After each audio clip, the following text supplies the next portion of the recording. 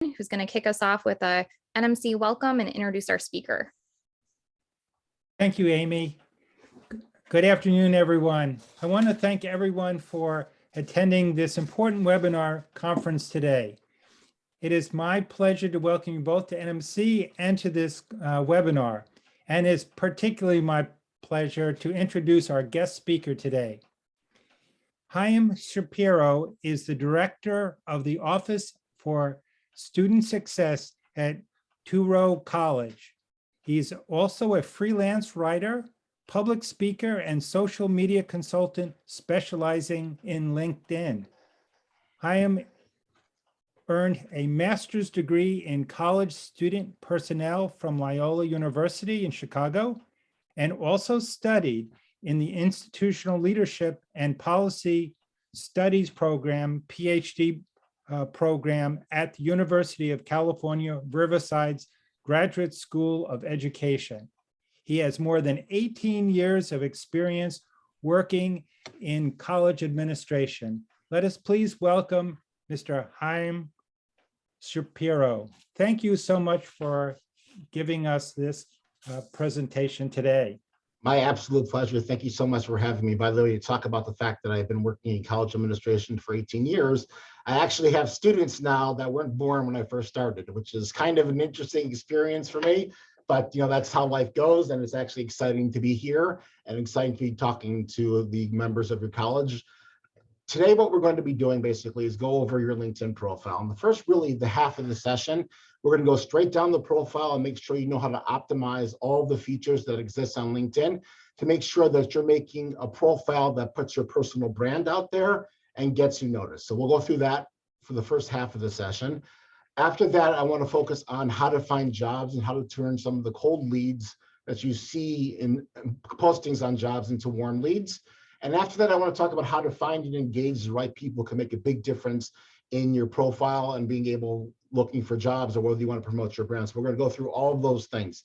Now, one of the things I say that's very, very important is I prefer a lot of questions. I do this as a live demo for a reason. The reason I do this speech as a live demo is to show the functionality of LinkedIn. So when you have questions about how do I do this or how did Chaim just do that, please put them in the chat box, preferably as opposed to the Q&A, but you can use Q&A as well. And I will try to answer those in real time here during the session so we can show you the actual functionality of what you want to see. To me, a great session is when there's a lot of questions and I'm able to answer those questions. Me talking for a long period of time without being asked questions is not what I prefer. I'm going to stop about every 5-6 minutes and ask for questions. So you'll have the opportunity to ask the questions throughout the session. I don't wait till the end for that. Let's get, put them out there and let's start answering those questions. So first thing I want to start with here is going through how to set up a winning LinkedIn profile. Now, there are a couple of ways to get into the edit mode of your profile. The easiest way is just to click on this little picture over here. And when I do that, this is going to take you into the edit mode of your profile. Obviously, nobody else has access to this besides you when you're signed into your account. I had a client once who was worried that somebody else could make changes on their account. That's obviously not the case. Also, just to show you what I prefer telling people to do is to click the little me button over here and view profile. That takes you to the same place, but there's more functionality over here with settings and privacy. So when I'm telling people to utilize this, it makes it a little bit easier for them to do more and things on LinkedIn, and they're able to do it just by pushing that button. Okay, so what do you need to do in order to have a winning LinkedIn profile? I want to start with what I call the LinkedIn Triumvirate. I don't know if we have any particular history students. There was actually a Roman triumvirate. There was a triumvirate in the early Republic of the United States. You want to look that up. But these are the 3 most important parts of your LinkedIn profile, as far as I'm concerned. They show up everywhere that you show up on LinkedIn. So whether there's on your profile, messages you send to people, email messages, when you tag people on posts, these 3 things show up. And those 3 things are your photo, your name, and your LinkedIn headline, which is this part right here. So we're going to go through all 3 of those. And after that, we'll pause for questions. So the LinkedIn photo is very, very important. People often ask me, does it really make sense to put up a photo? And the answer is absolutely yes. People really associate with people when they see them much more than when they don't see them. So you really want to put up a professional headshot photo. I'm always asked, what kind of clothing should I be wearing? And I think that really depends on what kinds of positions you're going to be applying for. If you're applying for a Goldman Sachs or a banking kind of position, suit, tie, blazer, that's really the kind of clothes you want to be wearing. If you're applying to a place like Google or a startup, usually you can go with more casual clothes. The usual standard that I tell people to utilize is if you're going to a networking event and meeting senior leadership at your target company, what clothes would you be wearing at that event? And that's the kind of clothes you want to put into your LinkedIn profile photo. Just to show you here that if I go to the edit, I can move things around in here under edit. So I can reposition, I can drag, I can straighten, I can curl and do all things to get the picture exactly the way that I want it to do. That's actually a little scary. I'm going to move that back. But the idea is you can actually manipulate the picture.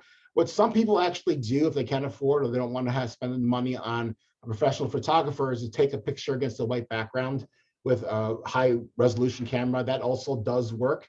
And one of the things, just so you know, the things that are actually really popular right now for whatever reason on LinkedIn are slightly off-center photos with a dark background. Now, you don't have to use that. Those tend to be the more popular photos. But again, I think it's very important to have that personal photo up there. Okay, we're going to get into the second and third parts of the LinkedIn Triumvirate. And to do that, you're going to click this little pencil right over here. This is going to take me to the edit part where I can put in my name. Now, name seems relatively simple, but it's a little bit more complicated than that. So I have my first name and my last name here. Now, some people often say, why don't you put a little blurb about what you provide here, or even your degree, master's in education? I advise against putting, for example, CPA, MED, or some blurb right after your name, because first of all, I don't think it looks as professional on the account because LinkedIn isn't set up for that, number one. And number two, and we'll talk about tagging people in posts a little bit later in the session, it could actually impact whether they're able to tag you. So I much prefer just having your first name, last name. LinkedIn changed this. It used to be called former name. Now this is actually called additional name, which I think is a much better option. So it can be a former name, like a maiden name, but I have a lot of students that work with Orthodox Jewish students, and their English name might be Isaac, but they're known to their friends as Yitzi, and they'll put Yitzi down under the additional name. So when their friends pull up their profile, they're able to see it. So I think that's a very important component. And it's very important to make sure that you have your name set up correctly without those prefix or suffix afterwards. Now I'll get to the audio recording in just a minute, but I want to get to the LinkedIn headline because that's the last part of LinkedIn Triumvirate. What you do not want to do on your LinkedIn headline is say that you're a student at Northwestern Michigan College. That's important, but it's a waste of the most valuable real estate in all of social media. This is your opportunity. When somebody sees your name and your picture and a brief description of who you are, what is it about you that makes you the kind of person that they would want to find out more about? And that's what you want to hit them with. This is your LinkedIn elevator pitch. So you really want to hit them with who you are, what you bring to the table, what would make you a very good professional working in their particular company. So you see here, I have a number of things that really describe the services that I bring.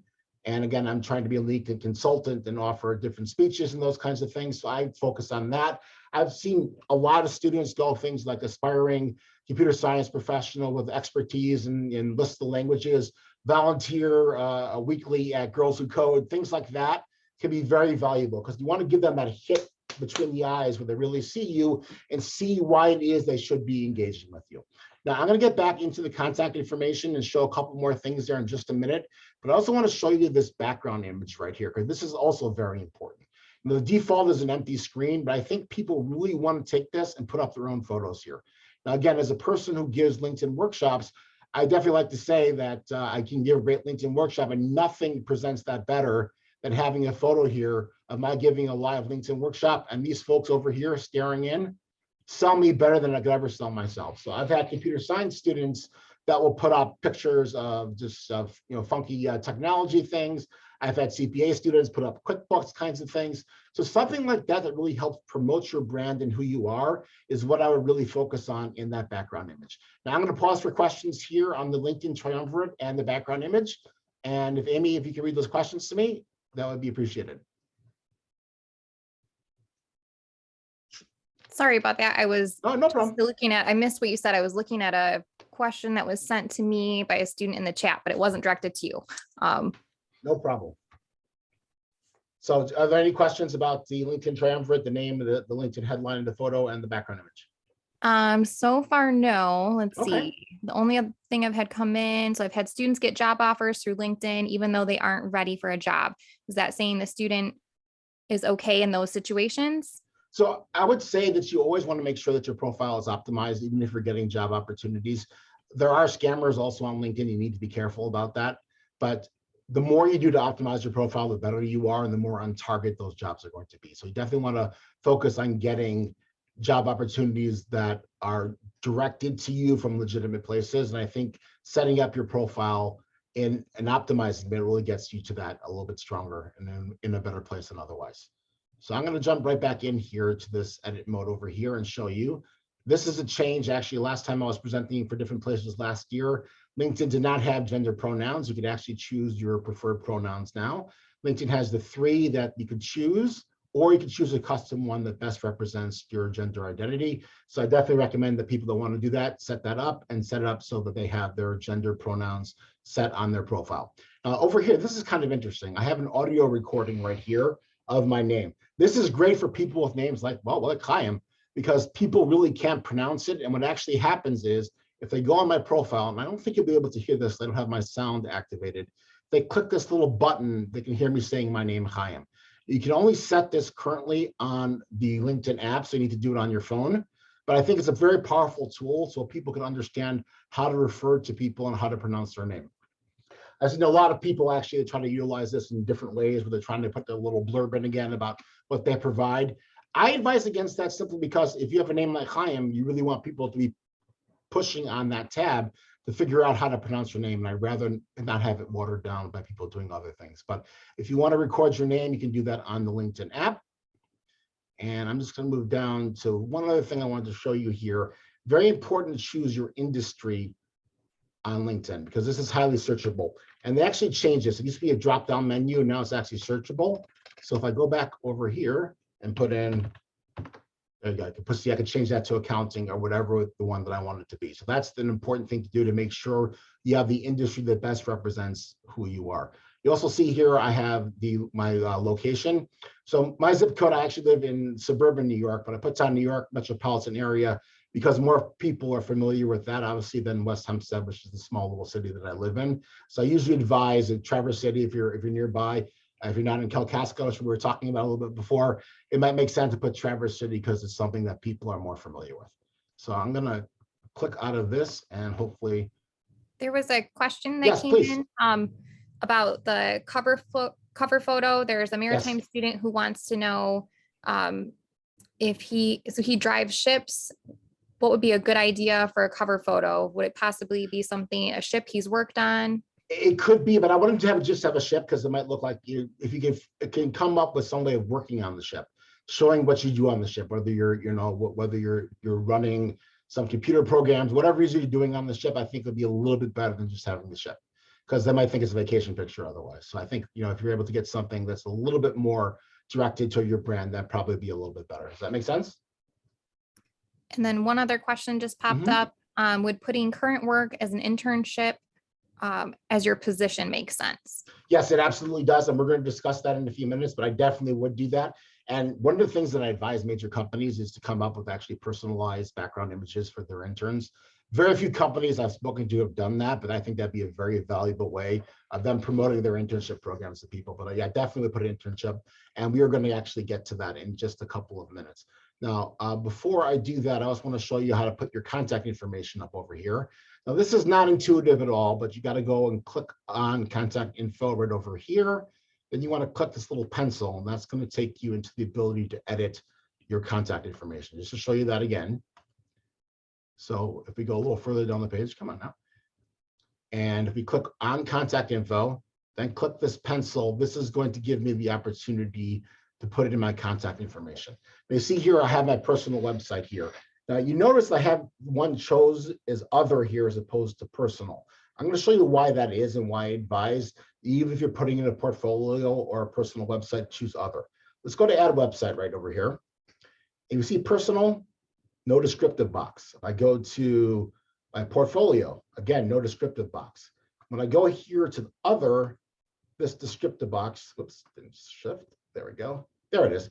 Other gives me the opportunity to actually describe where I'm sending them with my website. So this, when people see chaimshapiro.com, they know that it's about booking LinkedIn workshops, which I think is much more powerful, just having it as sort of the plain website without the description. You will also see here, I do have my cell phone number, and I get asked about this a lot because, potentially people can obviously call you and start annoying you when you have your cell phone number, but I get a lot of spam calls anyway. So to me, it's better to have that number up there, and I screen my calls. I'd rather not miss the one or two that are very, very important. So I definitely advise putting up your personal website if you have one, and using the other button. And if you want to put your cell phone number, you can put that up as well. Okay, any questions about the contact information? So there's two more questions that came in. Sure. One is about the name area. Mhm. So can I put my nickname in with my name? For example, his name is Anders, and he put in parentheses Gus Gustafsson.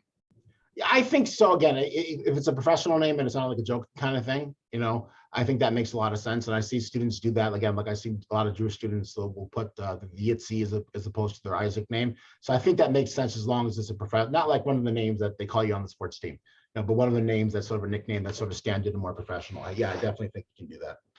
And then there's a question about the industry section. Mhm. Says, what if I feel I work in two very separate industries? For example, It's a great musician question. and Yeah, office administrator. Great question. And unfortunately, LinkedIn does not do that well. I wish there was a better answer to that, but there isn't. LinkedIn does not do that well. So you really do have to choose one. I've been advocating for LinkedIn to change that for years because to me, people do so many side things, but unfortunately, there's no real way to do that at this time. Okay, other questions? That was it. Thank you. Move on to getting you what we call your vanity URL. If you go up here at the top and click edit public profile and URL, it's going to take you to another page. And this is going to default on your profile to linkedin.com/in. A bunch of the letters of your first and last name and a bunch of other letters and numbers. Go in there and change that. So you can change it if you can to first name, last name.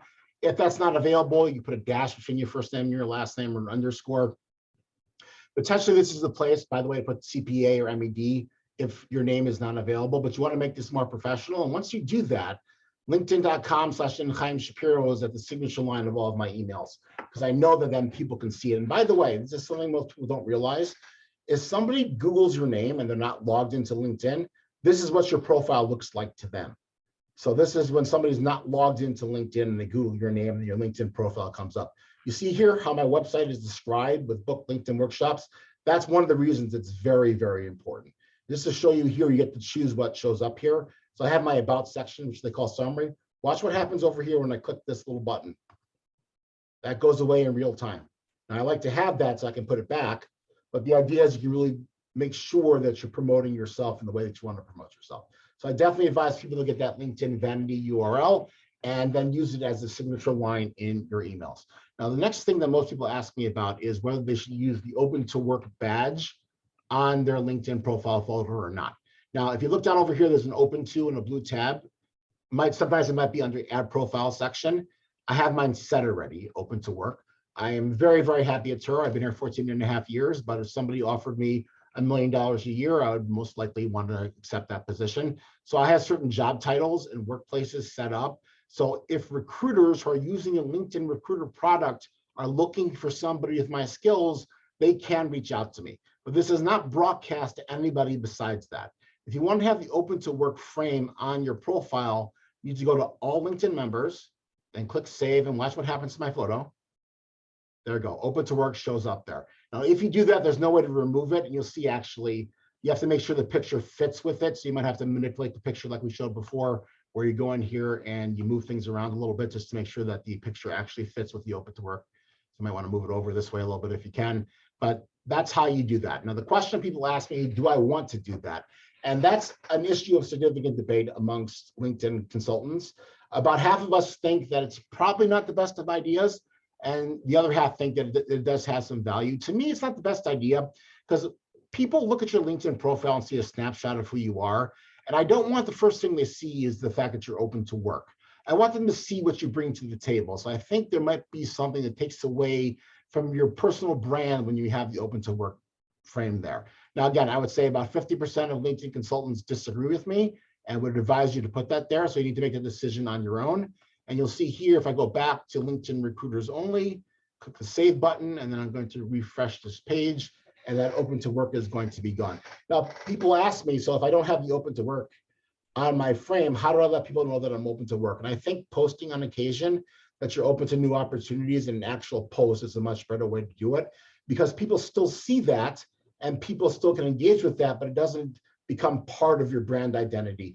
In addition, LinkedIn recruiters can still see it. So I think the open to work for recruiters only tends to be the better option. Any questions about that? So the only question I have in here is about the education section. Should they list current classes they're enrolled in or just the ones they've completed? It's a great question. So we're going to get to the education a little bit later. So I tend to think that you're better off with just things you complete. Until you complete something, I wouldn't put it down. And we're going to talk about that. But again, I think it's also courses that are relevant to your major. So I work with a lot of accounting students. So public speaking probably isn't relevant. Sociology probably isn't relevant to what people are looking for on their accounts. Intermediate accounting 1, state and local tax, those are the kinds of courses that I would put down as once they're completed. Again, don't assume anything's completed until it's actually completed, okay? So we're gonna move a little bit further down my profile here, and I'm gonna show you the featured section. This is something LinkedIn added about a year and a half ago, which allows people to visually see things that you're able to put up here. Now, again, I'm trying to present the idea that I can give an excellent LinkedIn workshop. Well, what's better than just actually having it embedded right there? And if people click view, they can actually see a video of one of the LinkedIn workshops that I gave a little ways ago. So that's a very, very powerful way visual way for people to see what you've done. To add things here, push this button, you can add a post, an article, a link, add media, very, very powerful. Now, one of the things that I do recommend people do is you can put your resume up here also. So you'll see here that I have my resume set up in 2 different ways on here. So this one is actually hosted by what's called SlideShare. LinkedIn used to own SlideShare, and they used to play much more nicely together in the sandbox, but it doesn't work and plug in as well as it used to because LinkedIn sold SlideShare, but somebody can actually download my resume that way. The other way to do it is the second way I have my resume up here is I uploaded it as a document. Again, not intuitive, but somebody could potentially download that right off of my profile as well. I think it's a good idea because it's somebody who is not particularly tech savvy, or somebody in your company or the recruiter wants to send it to somebody who's not tech savvy. They can do that via the actual hard copy of your resume, which is why I advise students to put that in the featured section.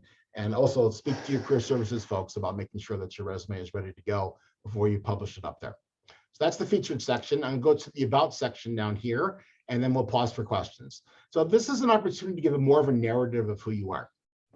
Now, what I like to say here is you want to keep the most important stuff above the fold. We used to talk about the New York Times. There's above the fold, which people saw on the box. I'm dating myself. And below the fold, which probably 3/4 of people never saw. So the stuff that's most important is the stuff up over here. Excuse me. What I like to say is nobody likes Seymour. Give me a second here, I'm sorry. And I once actually had somebody, one of my sessions got upset because his name was Seymour.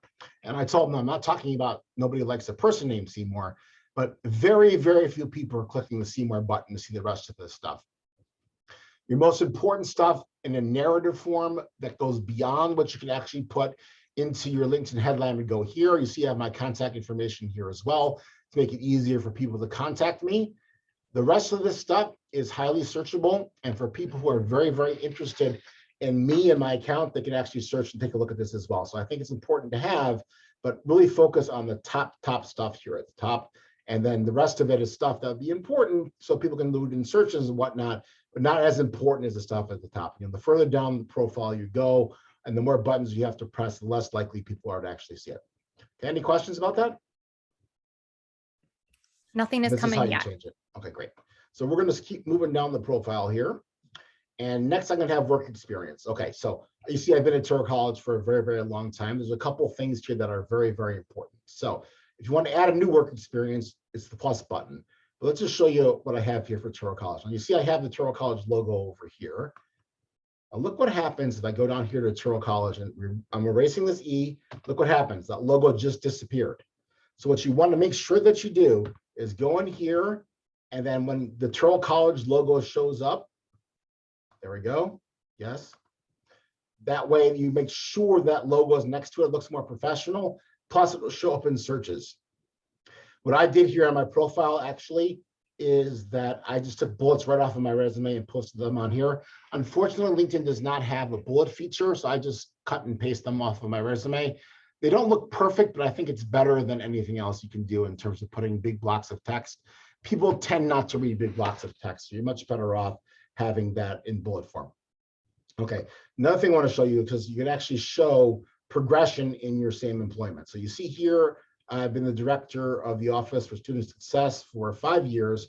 Prior to that, I was an assistant director of career services. And the trick to get this little line here on the side that shows the progression. So you see here, I ended this position in July 2016, and I made sure on my Turo one here that this date matched up with July 2016, started the new position. So here in the profile, you got to make sure those dates line up, and then it will actually show that progression. There you go, July 2016, and that will make sure that the progression is actually shown there on the profile.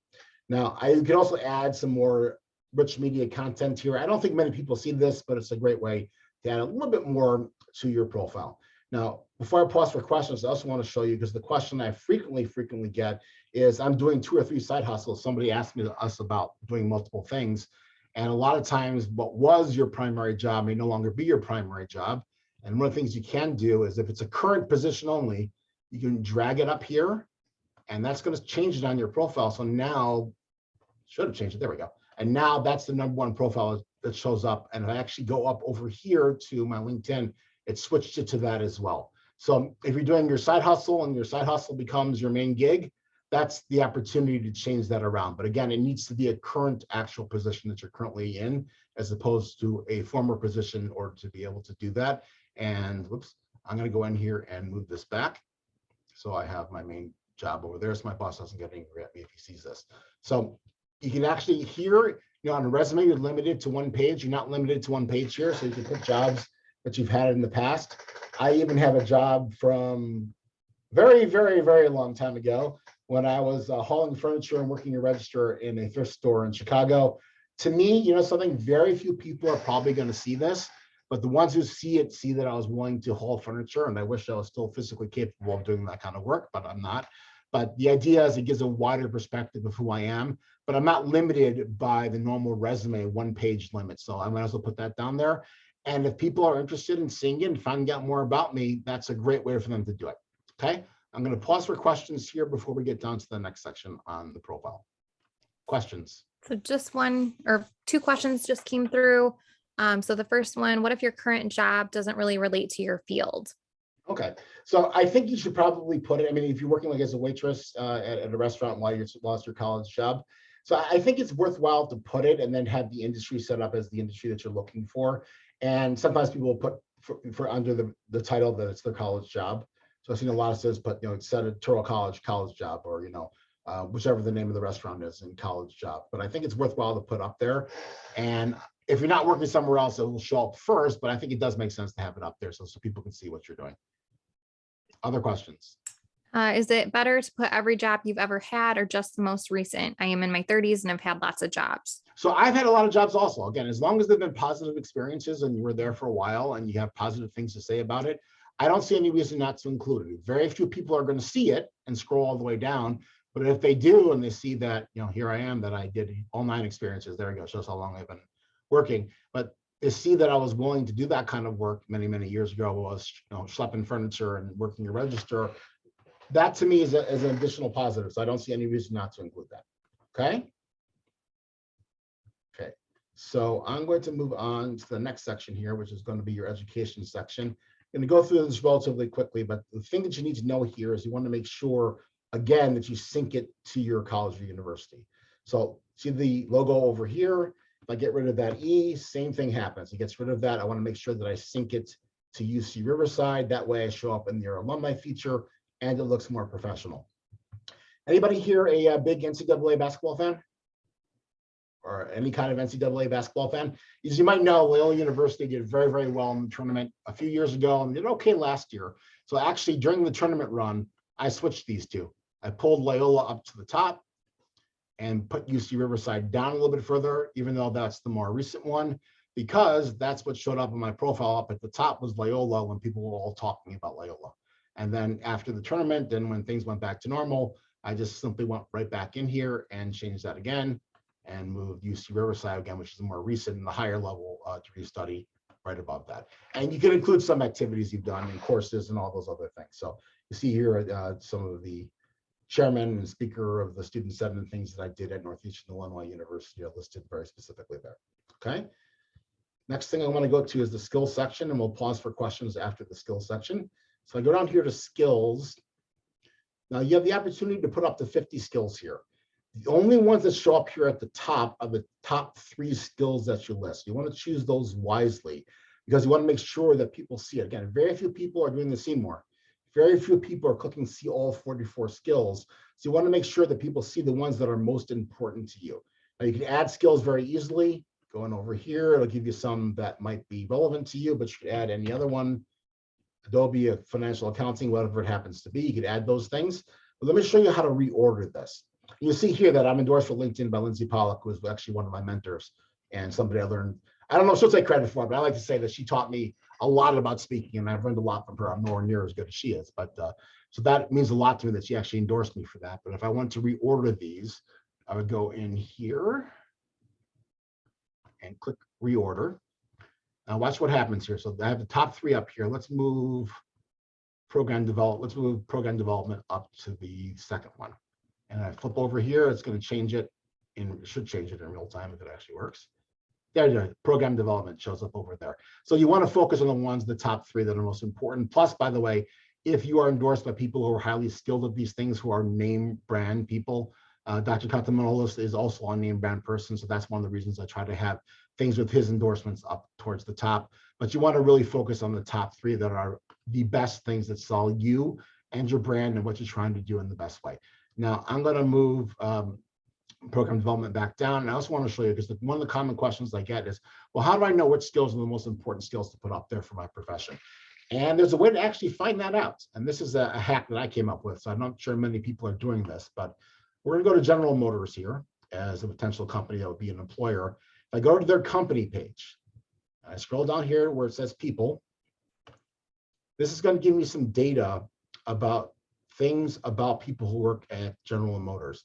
Now look what happens here. If I click this next button twice, it's actually going to show me the skills that are most frequently listed by members of people who are currently working at General Motors. And you could actually drill this down. So if you want to work, for example, in engineering at General Motors, you could actually see the skills that people who are currently working there have listed on their profiles. A very powerful tool, because if you have those skills, those are the ones you probably want to start putting up on your profile. And I want to show you one more thing here, because you could actually also find here, let me make sure I spelled this right.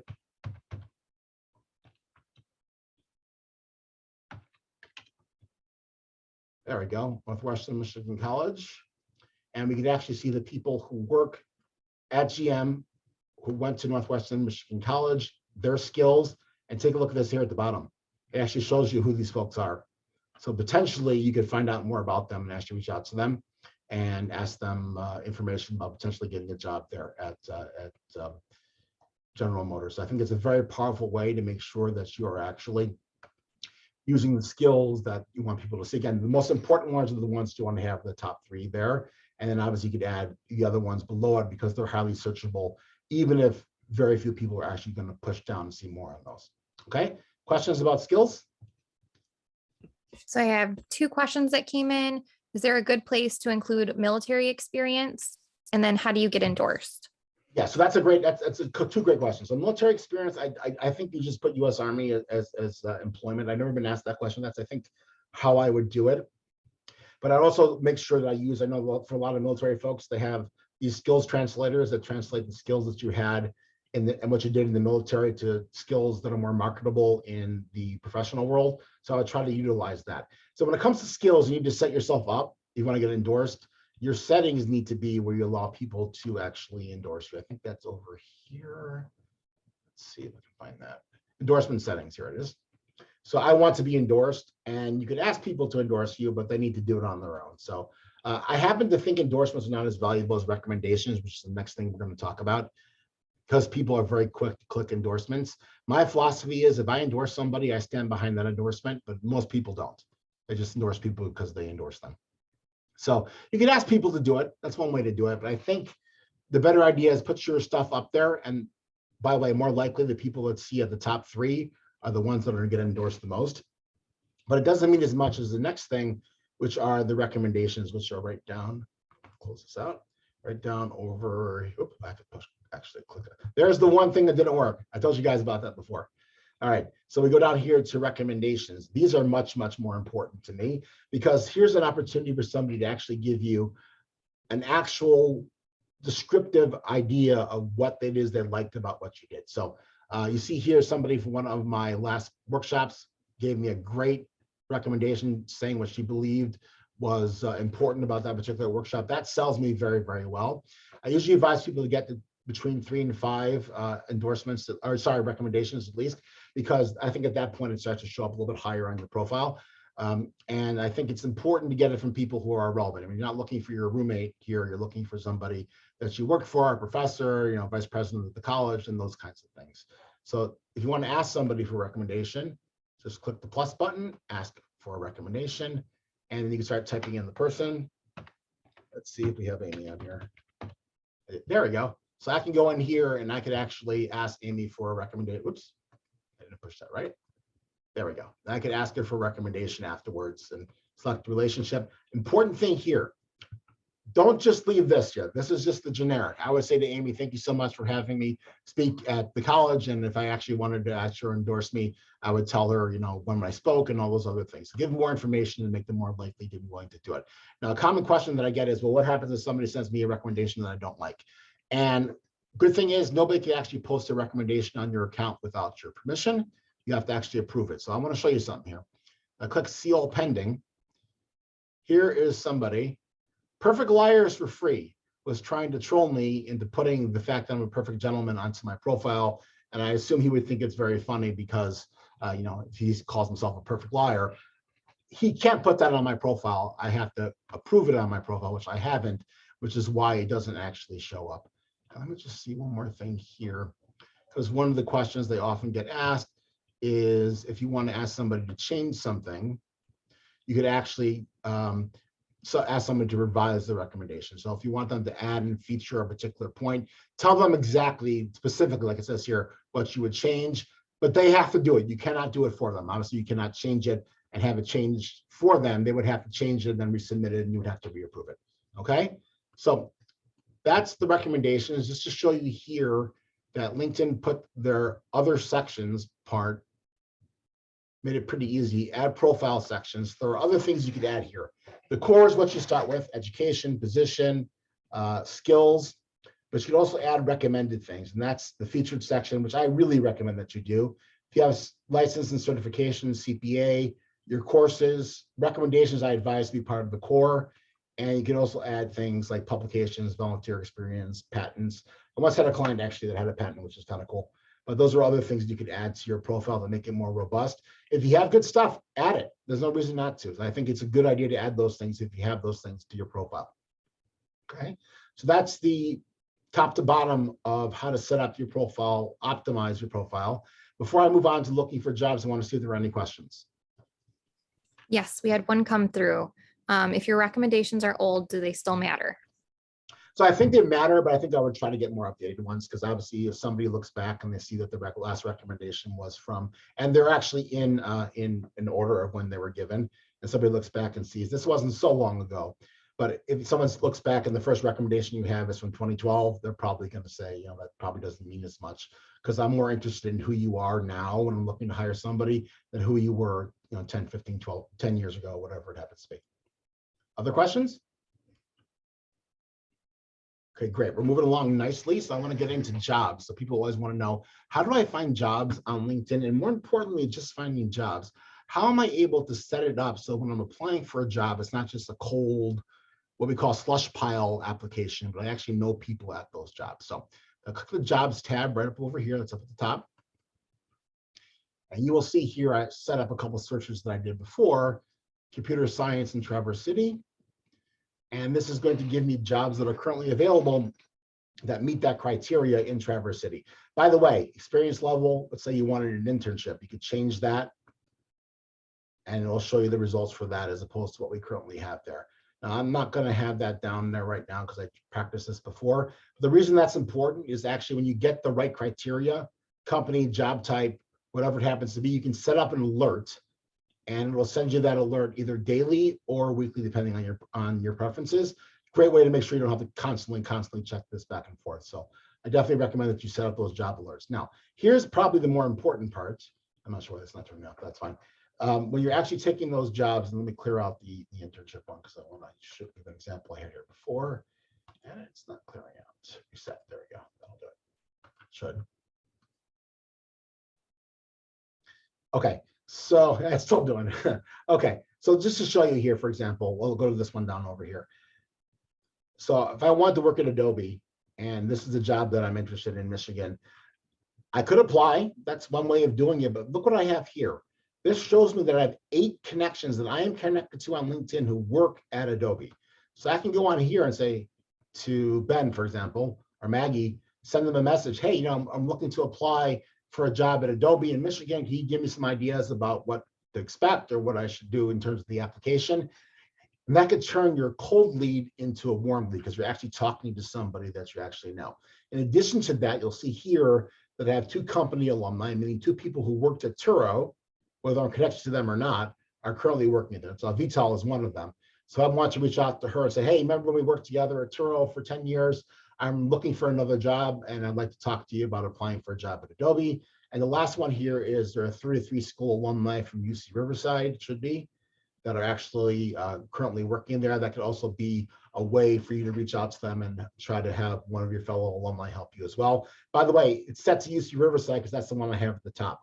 If you have multiple institutions, it's not going to have all of them up at the top. It'll default to the ones you have there. And when I had Loyola up there, I would have switched to Loyola. Does that make sense?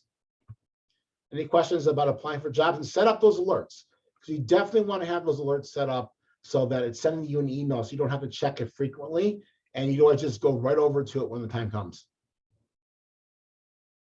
Okay, and there's a lot of data over here. Any questions about that? Nothing yet.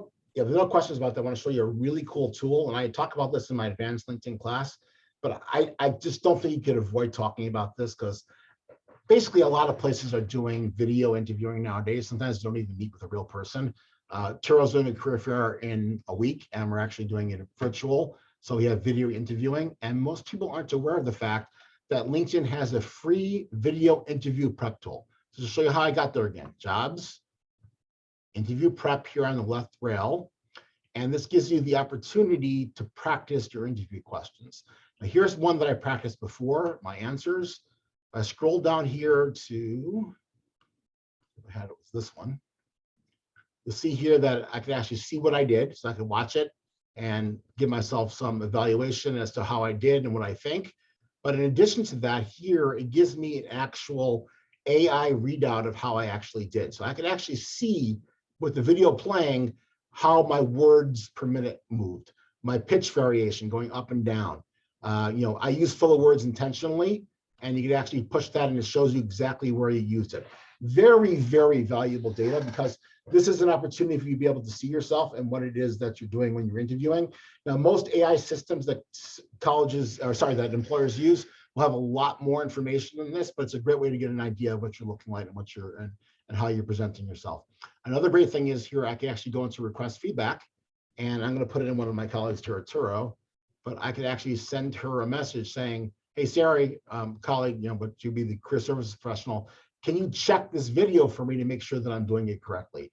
I think this is a very powerful tool. Very few people know that it's there, and you really want to do it.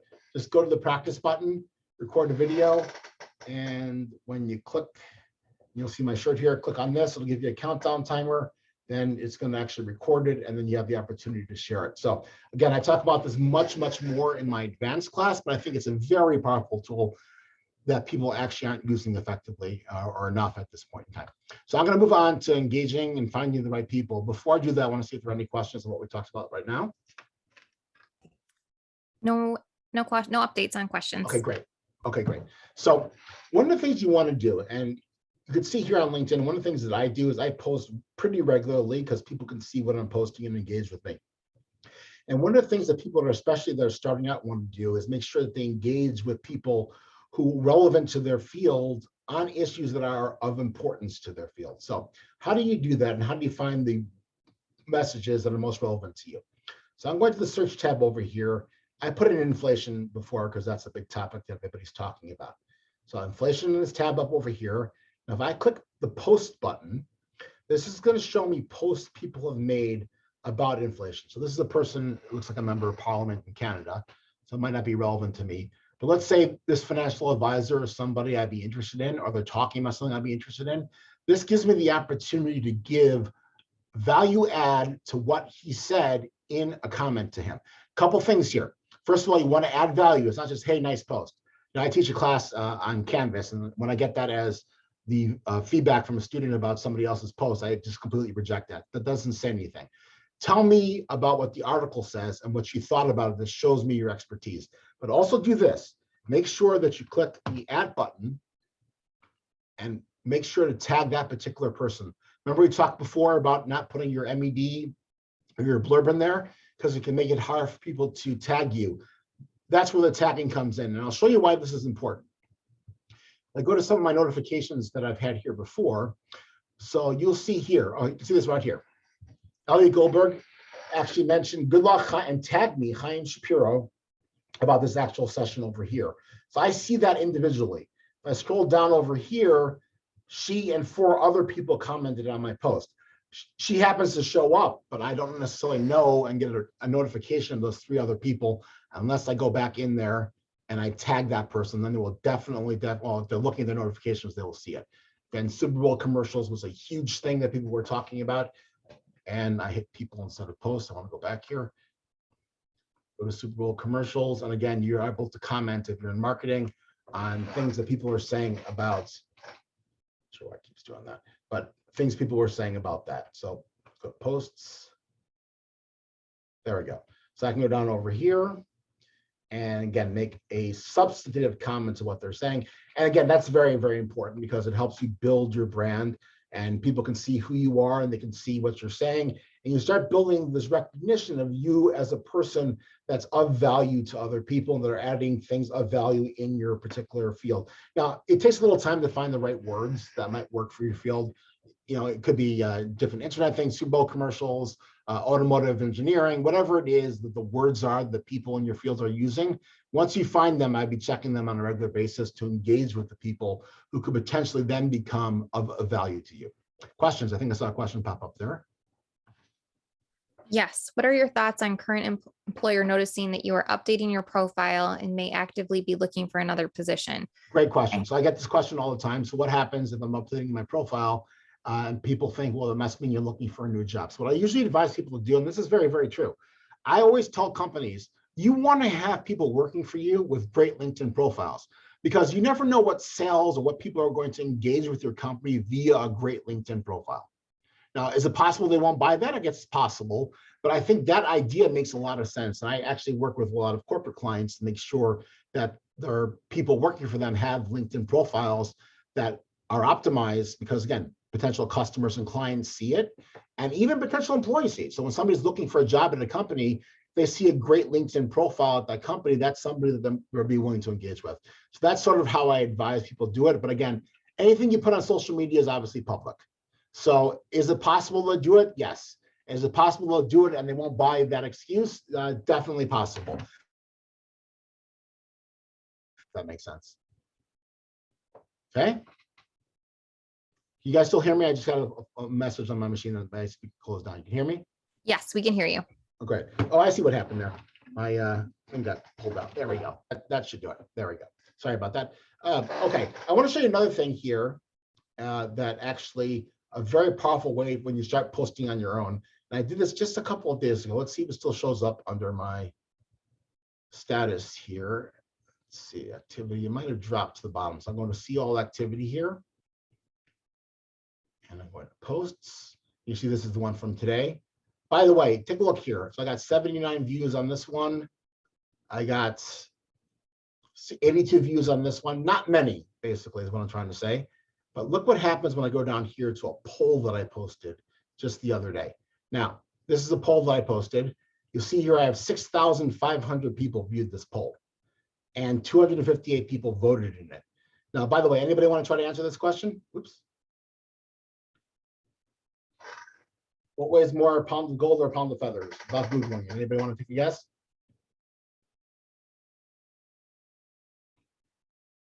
So I'll give you the quick answer. The quick answer is a pound of feathers weighs more than a pound of gold, because gold and precious metals are measured on the troy system, which is a 12-ounce system as opposed to the system we use for things like rocks and feathers. So it's a great opportunity, because what I did here is I made this about mock interviewing, which is something I do professionally, and people engaged with it. And let me show you some data here. So I go here to see who viewed this profile, this post. 250 people who have the title executive director. Executive directors tend to work in higher education. So that means I'm really hitting my target market for people who might want to hire me for a LinkedIn workshop. Plus, career counselors saw it, recruiters saw it. These are all people who tend to be the kind of people who would hire me for these kinds of jobs in terms of doing LinkedIn. Plus, and this is one of the best tricks here, is if you see how people voted. If you post the actual poll, you can see how people voted and you can make a comment to them. So if I can go in here and say, okay, Lisa, go onto her profile and actually post a message to her saying, thank you for voting in my poll, and giving more of a description as to why feathers weigh more than gold does. And it's a great way to engage people. So I think polls are definitely a great way to engage people, but the warning is you always want to have something of value. Not just adding things to add things. You're adding things that are of value. So you're not posting, hey, do you like polls on LinkedIn? I saw a bunch of people do this because they're getting the engagement. But what are you selling yourself as? You're not saying anything of value. And when I posted this, it has value because it shows people my expertise in mock interviews, and it happened to hit the exact right constituency that I was looking for. But in general, if you want to start posting, and most of the posting would happen here on the main page, just start a post. And you could add an article or video or something like that and talk about things that are relevant to your field, and make sure to post it on a semi-regular basis. Then people start to see you. Those things will start showing up in your field like this. Like I see these here. These are the ones that just come up naturally, and I like to engage on these on a regular basis. Again, when I do engage on those, I make sure to tag the person, and those things show up in the notifications. I would say, again, add value in terms of posting, and add value in terms of responding to posts that other people in your field are making. Build your brand as an expert in what you're trying to present and what you have to offer to people. Okay, any questions about that? Nothing yet. Okay, so I just want you guys to also start thinking. I have a couple more things I want to show you here, but I do want you to start thinking about any questions you have about any part of the session, because we're coming up to the last 6-7 minutes. And I usually like to have a few minutes at the end for people to ask some of the more general questions that they have.